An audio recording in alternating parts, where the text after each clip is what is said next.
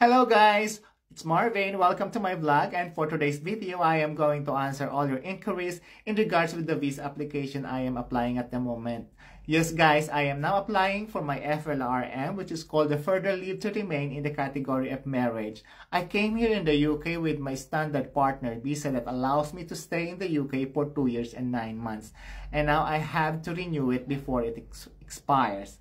And the requirements are passport of the applicant, passport of your partners to prove the immigration status, consent form to request verification check, which you can download once you started the application, IELTS or proof of English, civil partnership certificate or marriage certificate, and you need to meet the financial requirements of 29,000 per annum combined is allowed.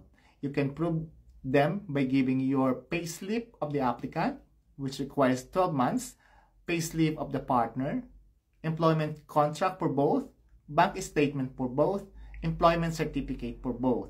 And you need to proof of living together, letters that shows you're living in the same address, such as letter from the government, letter from the GP, bank statement, council tax bills, electricity bills, mortgage agreement, tenancy agreement.